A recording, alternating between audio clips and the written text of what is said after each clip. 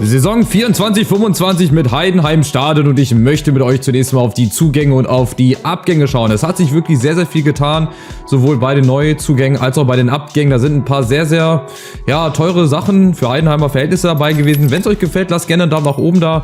Ein kostenloses Abo, um auch die zweite Saison nicht mehr zu verpassen. Wir haben richtig viel vor. Ich möchte auch ein paar Sachen verändern. Zeige ich euch gleich nochmal in der Mannschaft, in der Taktik. Und wir spielen heute unser erstes Spiel gegen Regensburg. DFB-Pokal, schauen wir auch gleich nochmal drauf auf die Liga. Also wir haben sehr, sehr viel vor. Wir gucken jetzt erstmal, ich habe schon mal sortiert nach Gebühr. Also das günstigste oben und dann gehen wir immer weiter runter zum teuersten. Ihr seht, ich habe sehr, sehr viel mit Jugendspielern versucht zu arbeiten. Ich habe erstmal 3 Laien. Finn Becker, Carlos Leon und Monjo Momulu.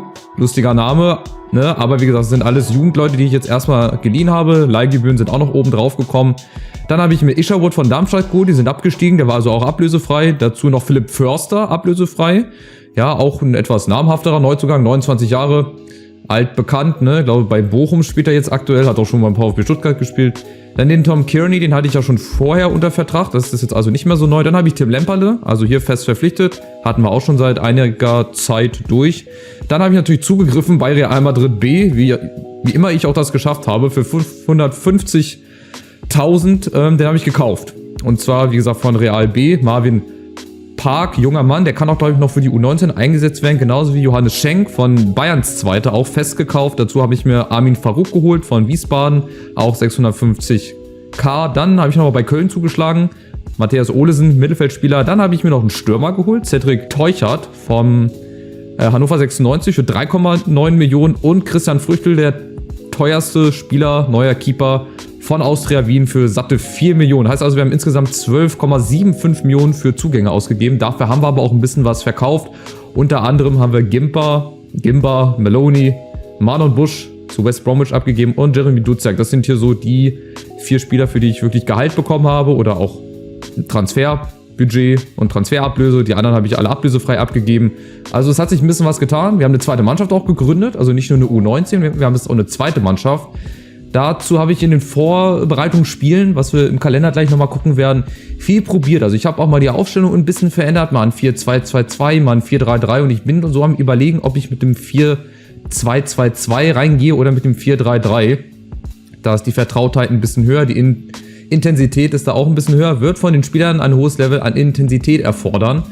Aber das ist auch das, was ich diese Saison vorhabe. Ich möchte gerne auch mal ein bisschen mutiger nach vorne spielen, nicht immer nur hinten reinstellen, weil wir haben im Prinzip nichts zu verlieren. Wenn es halt nicht klappen sollte und wir halt dann am Ende nur 14. oder 15. werden, dann haben wir eigentlich auch eine gute Saison gespielt. Ich muss jetzt nur gucken, dass hier dann auch dementsprechend die Spieler auf der Bank sind. Also wir haben hier wirklich einen sehr, sehr vollen Kader, auch mit Jugendspielern. Ein Tim Kleindienst zum Beispiel, der ist da gar nicht auf der Bank gelistet, aber ich gehe mal davon aus, dass er dann in der Liga wieder hier rein rotieren wird. Wir haben jetzt halt gegen Regensburg, die sind Zweiter in der zweiten Bundesliga letzte Saison, glaube ich, gewesen. Nein, sind sie gar nicht, sonst wären sie aufgestiegen. Also die sind in der zweiten Liga. Wir haben hier 34 Grad, erstes Spiel, ansonsten die Vorbereitung, ihr seht, das 1-0 gegen die Grafschaft war somit das knappste Ergebnis. Dann haben wir noch gegen Weiz 2-1 gewonnen, dann haben wir gegen Nordschland unentschieden gespielt und dann noch 2, Kantersiege, einmal gegen Karlsdorf und einmal gegen Wandsbecker, TSV Concordia, sind halt alles so Bezirksligisten gewesen. Aber warum nicht? Das war schon mal relativ gut, sah relativ gut aus. Unser Saisonstart ist dann gegen Schalke, Wolfsburg, Freiburg, Köln, Dortmund, Frankfurt. Das könnte ein heftiger Monat hier werden, aber Schalke als Aufsteiger, Wolfsburg und Freiburg, da könnte man, je nachdem, wie wir spielen, wie die Jungs drauf sind, auch mal einen guten Start erwischen. Warum nicht? Spiele der U19 haben wir hier. Da können wir auch gleich nochmal reingucken. Hier Heidenheims zweite Mannschaft hat jetzt ebenfalls auch ein paar Spieler bekommen. Zwar auch nur zur Leihe, aber immerhin. Da können wir nämlich auch mal in die Taktik reingehen, wenn es das gibt. Sind leider noch keine Spiele, deswegen sieht man hier noch nichts. Aber ihr habt ja gerade den Kader hier gesehen. Da sind ein paar Leute dabei, die haben gutes Potenzial, gute Fähigkeit. Und von daher, so sieht's aus. Also der Sommer war voll und auch die Aufstellung, die werde ich während des Spiels vielleicht ein bisschen verändern. Ich werde ab und zu auch mal die Formation so ein bisschen umstellen oder halt ein bisschen offensiver gehen. Ich möchte einfach das probieren. So, wir beginnen jetzt erstmal mit vorsichtig. Ich werde das aber in-game gleich nochmal umsetzen. Umsetzen. So, Teamauswahl. Und da gehe ich natürlich wie immer mit der Aufstellungsempfehlung. Wir starten also mit einem 4-3-3. haben Becker und Olesen, dann haben wir Schöppner auf der 6, Beste, Momulu und vorne erstmal Piringer. Innenverteidigung ist eigentlich relativ gleich geblieben, Früchtel im Tor. Bin ich sehr, sehr gespannt, wie der sich macht, ob das irgendwie Auswirkungen hat. Naja, also so sieht's aus. Ich freue mich auf die zweite Saison.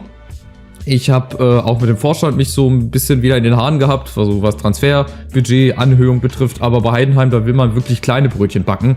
Da möchte man immer so erstmal den ersten und dann den zweiten Schritt gehen, nicht den zweiten vor dem ersten Schritt. Wir haben hier nichts zu verlieren. Ich erwarte heute einen Sieg, auf jeden Fall. Finn Becker schien unsicher, aber ich glaube, wir als Bundesligist, wir müssten uns hier eigentlich durchsetzen können. 4-4-2 und wir halt in einem 4-3-3. Von daher gehen wir rein, neue Saison.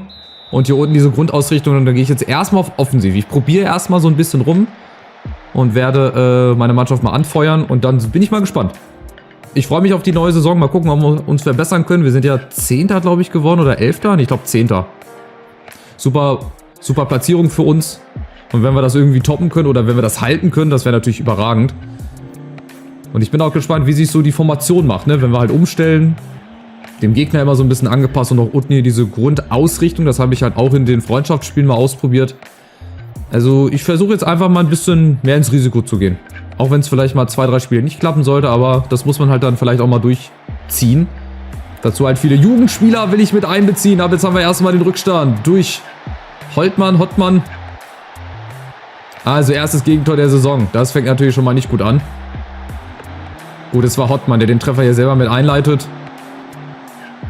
Dann der Salah über die andere Seite und dann Hottmann und Früchtel, der kann da aus 3, 4 Metern überhaupt nichts machen. Na gut, aber wir machen weiter. Die im 4-4-2, das kann ich natürlich zur Pause immer nochmal umstellen. Hier, ne, 4-3-3.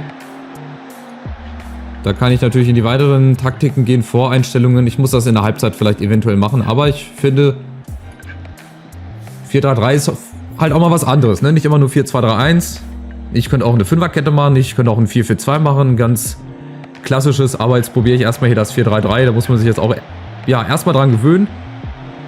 Und auch an die neuen Spieler, da bin ich auch sehr, sehr gespannt, vor allem die U19-Spieler, wie die sich machen, wie oft die halt zum Einsatz kommen werden oder ob wir die halt häufiger mal entweder in die zweite Mannschaft schicken oder halt wirklich in die U19, da sind wirklich ein paar verheißungsvolle Talente mit dabei. Natürlich heute gerade ausgerechnet ohne Tim Kleindienst. Ich hoffe, das klappt irgendwie. Jawohl, außer ich ist schon da. Und Matthias Olesen mit der ersten Vorlage. Den loben wir. Und Jan-Niklas Beste ebenfalls für sein erstes Tor. Also prompt der Ausgleich nach 11 Minuten. Geht schon mal gut los hier. Momulu, da bin ich auch sehr, sehr gespannt. Auch sehr verheißungsvolles Talent und Beste steht halt da, wo ein Beste zu stehen hat. Das könnte also heute sehr, sehr viele Highlights geben. Deswegen heute nur ein Spiel. Ansonsten würde ich das wieder so machen wie in den letzten Folgen, dass ich einfach so 3 Spiele mache. Oder 4. Ne, ich glaube 3 ist immer ganz gut. Da haben wir dann den ganzen Monat immer durch. Und dann, glaube ich, machen wir so weiter. Ich bin wirklich gespannt. Ich habe nach wie vor immer noch Spaß dran. Jetzt habe ich meine Zeit lang natürlich nicht aufgenommen, weil ich auch noch ein paar andere Sachen zu tun hatte. Und so eine Folge Manager, die ist jetzt auch mal nicht zack an einem Stück aufgenommen oder beziehungsweise nicht gerade mal so aufgenommen. Das ist dann bei EA Sports oder EA FC oder FIFA natürlich was ganz anderes, aber hier brauche ich halt ein bisschen mehr Zeit dazu, ein bisschen mehr Luft. Und daher, kommt das Projekt dann halt auch nicht immer regelmäßig, aber es kommt, weil ich habe da immer noch Spaß dran und wenn ihr noch Spaß dran habt, dann sind wir doch schon 2. Dann werden wir uns doch da irgendwie einig. Ja, und bislang ist es so wie in der letzten Saison. Da haben wir uns, glaube ich, auch in der ersten Runde ziemlich schwer getan. Ich weiß gar nicht, war das gegen Sandhausen? Und dann, ging es dann in der zweiten Halbzeit mehr und mehr nach vorne und mehr ab. Ah, das ist klar, ne, erstes Spiel. Regensburg ist wahrscheinlich schon ein bisschen weiter. Die haben, glaube ich, schon 1, 2 Ligaspiele. Müssen wir gleich nochmal schauen. Und das ist halt für uns das erste Pflichtspiel. Und dann geht es in der Bundesliga gegen Schalke, Wolfsburg, Freiburg. Das ist ein Auftaktprogramm, das ist, glaube ich, ganz okay. Vor allem Schalke. Als Aufsteiger bin ich auch sehr, sehr gespannt. Und vor allem, dass wir halt als Heidenheim so viel Geld ausgegeben haben. Ne? Ich meine, wie gesagt, 12,7 Millionen haben wir ausgegeben, aber halt auch 10 Millionen eingenommen. Mit dem Geld, was wir vorher halt noch hatten. Schade, Piringer. Ja, wir kommen so langsam ran. Also, besseren XG-Wert, aber ich würde sagen, schon eher ausgeglichen. Wir haben halt einen Schuss aufs Tor, das war der Ausgleich wahrscheinlich. Und wieder Regensburg mit der Ecke. Achtung. Da müssen wir halt auch ein bisschen konsequenter dieses Jahr werden, hoffe ich. Oh, Vorsicht, Schuss drüber. Wir haben halt echt viele Gegentore nach einer Ecke kassiert, das ist Wahnsinn. Aber bislang halt scheint sich das alles bewährt zu haben. Was haben wir hier? Ja gut, Erik Hottmann decken. Und wir haben die Lufttorhüter, sollten wir durch Flanken mehr nutzen. Ja, dann machen wir mal. Spielmomentum ist auch so ein bisschen auf unserer Seite jetzt, nachdem Regensburg am Anfang überlegen war. Aber das hat sich jetzt Gott sei Dank so ein bisschen gelegt. Ich könnte ja mal hier ausgeglichen machen. Oder versuchen zu kontrollieren. Machen wir das mal, dann gehen wir, glaube ich, ein bisschen mehr auf Ballbesitz, bin ich der Meinung, ne? Steht ja, glaube ich, da. Für das Stärkere halten. Ja, warte, ich muss das mal zu Ende lesen. Gut, Außenverteidiger überlaufen, also das muss man sich mal in Ruhe angucken. Aber der Name sagt es ja schon, ne? Kontrolliert, das müssen wir jetzt irgendwie hinkriegen. Wir kontrollieren den Ball gut, so wollen wir das haben. Wenn wir treffen, dann sind wir der Favorit auf den Sieg. Geht raus und macht das Ding einfach rein. Ja, ganz easy peasy, würde ich sagen. Warum auch nicht? Und ich bleibe weiterhin bei dem 4-3-3 jetzt. Ne? Erstmal, ich denke mal, für die Liga wird dann auch ein Kleindienst wieder reinkommen, wenn ich dann auf ein 4-4-2 zum Beispiel umstelle. Da müssen ja dann schon die besten Leute spielen, gehe ich mal von aus. Auch ein Cedric Teuchert zum Beispiel, mit dem hatte ich mich auch schon einmal in der Haare, weil der nicht seine Rückennummer bekommen hat. Der hätte gern die 9 gehabt, glaube ich, hat jetzt aber die 36. Das sind einfach so Kleinigkeiten, ne? Aber das macht halt dann auch schon was bei dem Spieler irgendwie aus. So was Kleines, jetzt kommt erstmal Regensburg. Hottmann. Und Früchte im Tor hat erstmal Müller den Rang abgelaufen. Oh, Fehlpass. Aber der wird, glaube ich, auch noch seine Einsatzzeiten kriegen. Da ist jeder Spieler wichtig. Es wird eine lange Saison. Aber Regensburg kommt, pass auf, über Salah, Geipel. Oh, viel zu viel Platz. Achtung, oh, Früchtel, der sah so aus, als ob er ins Tor geht. Weil Früchtel nicht reagiert hat. Ah, gut, jetzt dürfen wir auch gerne mal wieder. Olesen, Hoffmeier, Momulu, schnell und schön gespielt. Oh, Beste kommt nicht ran, schade. Aber der Ball bleibt weiterhin bei uns. Becker, schöner Ball. Ja, auch noch ein junger Mann, sehr, sehr talentiert und Momulu, schade. Schön freigespielt, also es geht schon mal ein bisschen zielstrebiger nach vorne. Klar, es ist jetzt auch nur in Anführungszeichen Regensburg. Das wird wahrscheinlich gegen die anderen Teams aus der Bundesliga nicht so locker flockig von der Hand gehen. Wobei, mal gucken. Letzte Saison hatten wir auch den ein oder anderen Überraschungssieg, womit ich jetzt auch nicht gerechnet hätte.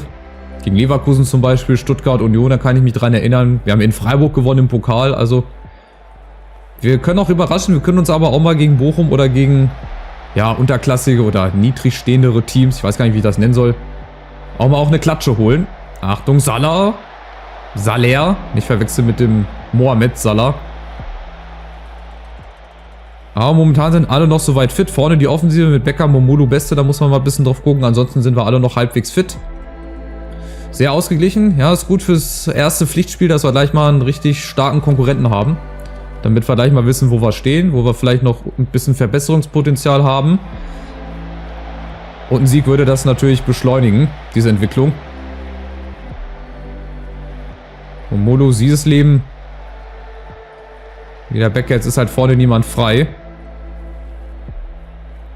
Aber wir kontrollieren bislang. Hier Olesen. Hintenrum spielen, Gegner laufen lassen, jawohl. Das sieht ja richtig nach Fußball hier aus für Öhrenbach. Und jetzt Pieringer mit der Chance. Oh, aber abseits, oder? Ne, es gibt eine Ecke. Ich dachte, das war ein Abseitspfiff. Aber das war aber ein schöner Angriff. So ungefähr könnte das laufen. Modo geklärt, aber kriegt nochmal die Chance. Flanke kommt. Oh, Pieringer, gut, der kommt da leider nicht ran. Und Ophoff ist da. Also, es geht auf die Verlängerung zu. Gleich mal im ersten Pflichtspiel nehmen wir hier alles mit. Warum nicht? Verlängerung, Elfmeterschießen, wenn es sein muss, nehmen wir auch noch mit. Aber das würde ich dann doch sehr gerne vermeiden. Also ich würde hier schon gerne nach 90 Minuten irgendwie weiterkommen. Vielleicht schwinden die Kräfte so ein bisschen bei Regensburg. Becker, ja, allein gegen alle. Schade. Und Momulu mit dem Nachschuss.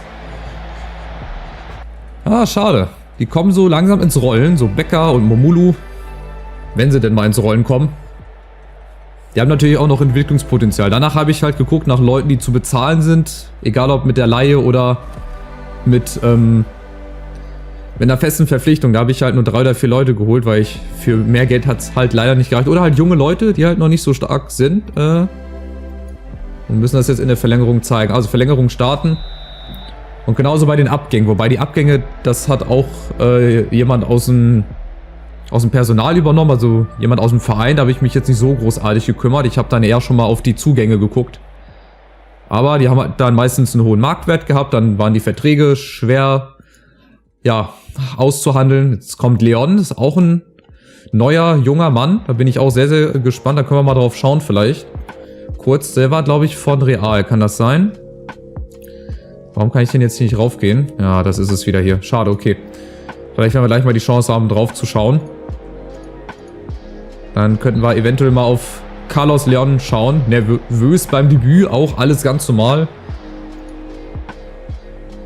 Spieleranweisungen. Nee, das war's nicht. Ich wollte ja gerne mal auf die Info drauf schauen, aber ansonsten zeige ich euch den einfach nochmal nach dem Spiel. Dann nutzen wir die Zeit nochmal. Da ist Leon zum ersten Mal. Wenn die das halt wirklich alles auf die Platte bringen, was die versprechen, dann könnte das so eine junge, wilde, unbekümmerte Mannschaft werden dieses Jahr. Ich bin sehr, sehr gespannt. Da ist Leon und Becker. Na, abgefälscht und Uphoff. Ist schon gleich Halbzeit. Also es wird wahrscheinlich aufs Elfmeterschießen hinauslaufen, befürchte ich leider. Aber vielleicht jetzt nochmal Becker mit der Ecke und wieder Uphoff, den fängt er ab. Und nochmal ein Freischuss vielleicht. Jetzt Becker abgefälscht. Also wir sind jetzt drückend überlegen hier. Es ist eigentlich nur eine Frage der Zeit, so gefühlt. So sieht das ja aus, bis wir hier in Führung gehen. Becker. Da kommt Piringer erstmal geklärt und Momolu wird dann auch nicht mehr kriegen. Und dann haben wir jetzt erstmal Halbzeit. Okay, geht direkt weiter. Da gibt es ja keine Halbzeitansprache, glaube ich. Ich schaue mal, ob ich hier rüber mal zu den Spielern komme, ob ich den mal kurz zeigen kann. Ansonsten machen wir das später. Komm, wir machen jetzt erstmal das Spiel zu Ende. Dann gucken wir nochmal auf die anderen Spieler, auf die Neuzugänge. Dann zeige ich euch, dass sie halt eigentlich auch ein richtig gutes Potenzial haben. Ja, für die erste Mannschaft. Klar, die müssen jetzt langsam rangeführt werden, aber sie können es in Heidenheim. Also bei uns spielen sie. Bei anderen Mannschaften würden sie vielleicht auf der Bank sitzen und das ist halt der Vorteil. Mit so jungen Leuten, wenn du die halt früh bekommst. Achtung, Hahn. Auch wieder abgefälscht. Jetzt würde ich einfach nochmal der Mannschaft ein bisschen Konzentration mit auf den Weg geben. Die letzten 13 Minuten hier. Achtung, Hahn kommt. Und es gibt indirekten Freistoß für uns, okay. Also eine ganz, ganz offene Kiste, geduldig spielen. Ja, habe ich ja aber kontrolliert. Mehr Schüsse jetzt auf unserer Seite, aber das nützt nichts, beziehungsweise heißt auch nichts. Wenn wir hier das zweite Tor nicht machen, bitte vor dem Elfmeterschießen, weil Elferschießen ist halt immer so eine Glückslotterie, gerade in so Spielen hier. Wenn du es selber nicht in der Hand hast, ey, und du die Spieler da machen lassen musst, das habe ich nicht so gern. Und daher gucken wir mal, Leon. Ja, setzt sich da durch. Guck mal, ist falsch schnell. Und jetzt vielleicht Becker. Nächste Chance. Schade. Ja, die machen Spaß, glaube ich. Guck mal, dem Leon, den müssen wir... Na gut, das geht leider nicht. Dass wir den noch mal ein bisschen motivieren, aber da ist er gleich schon wieder. Flink und feilschnell. Habt ihr das gesehen? Nochmal Becker. Und wir kriegen den einfach nicht rein. Der Ball will einfach nicht rein. Momolu, der ist auch schon platt. Aber die müssen jetzt durchhalten. Es ist gleich Elfmeterschießen. Ich hoffe, dafür haben sie noch die Kraft.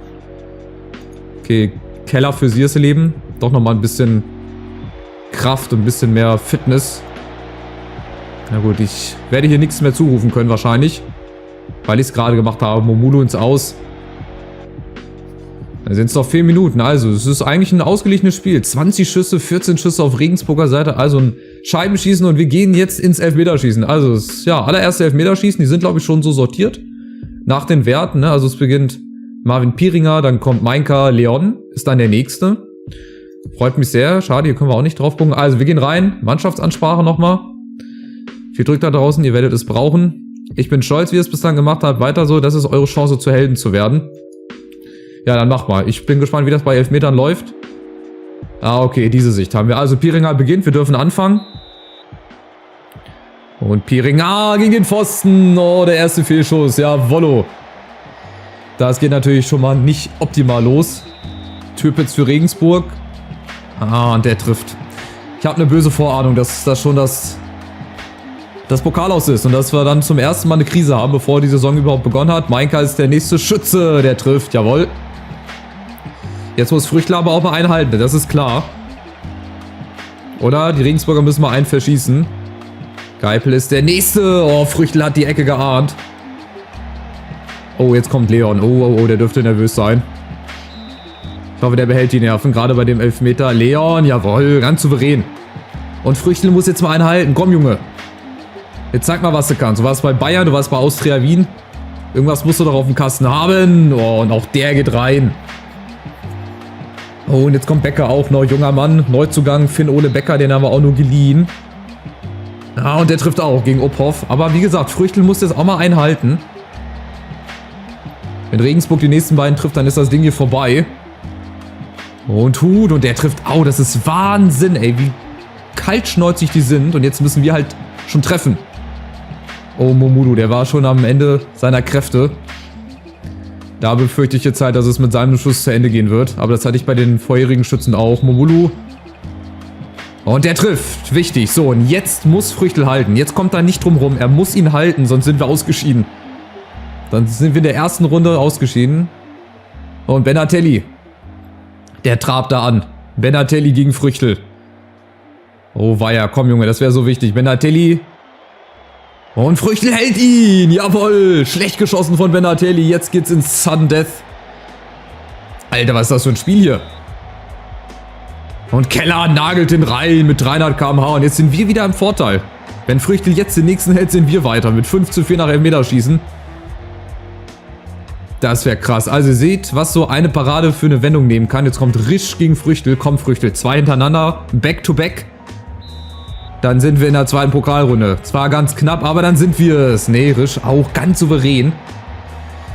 Es könnte ein langer Abend werden. Der nächste Olesen, komm, der ist auch eigentlich ein sicherer Schütze, jawohl.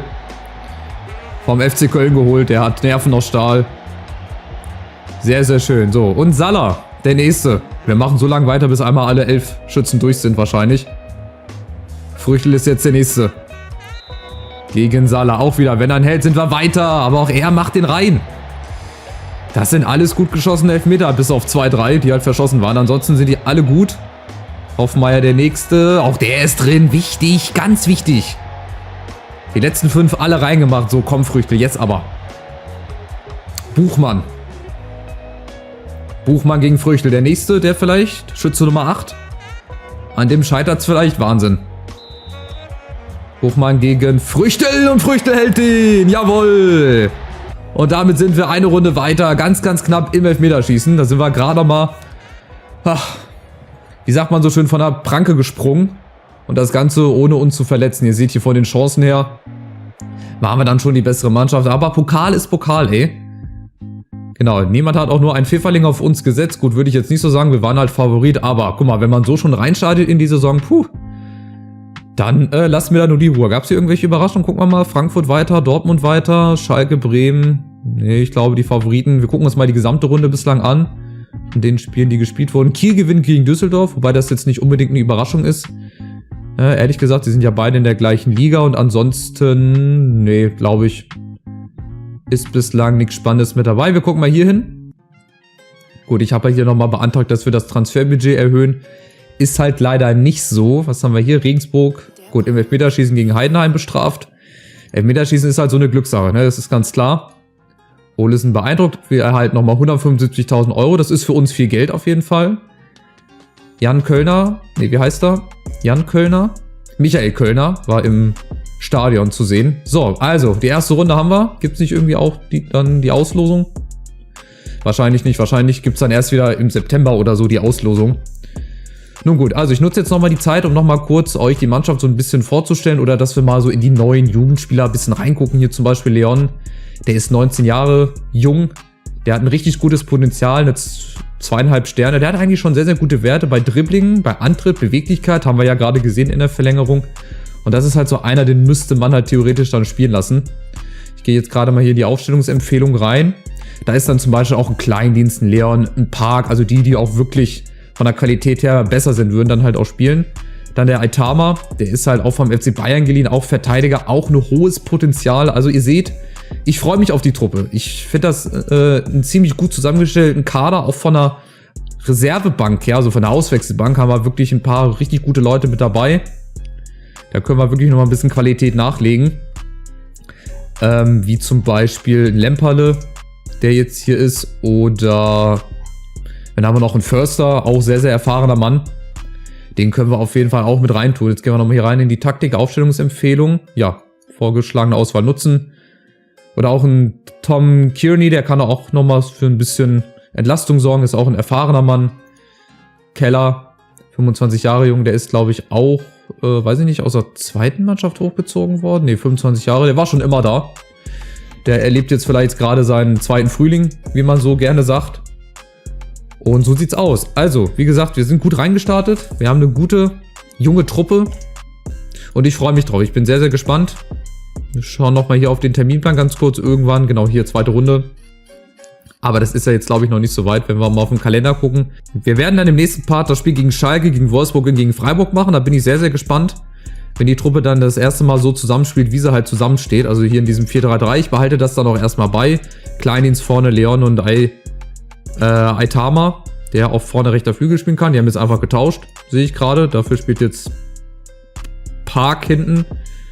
Der kann das eigentlich so ganz passabel spielen, aber das müsste man doch eigentlich auch nochmal umändern, oder? Aitama, guck mal, es wird jeden Tag hier eine andere Aufstellung. Also bis wir die finale Aufstellung haben, wird noch ein bisschen Zeit vergehen. Und wie gesagt, ich hoffe, es hat euch gefallen. Schaut gerne die letzten Videos in der Endcard an. Und dann verfolgt gerne diese Manager-Karriere weiter. Würde ich mich sehr freuen. Und dann starten wir rein und gucken mal, was wir aus den ersten 3 Bundesligaspielen holen. Macht's gut und ciao.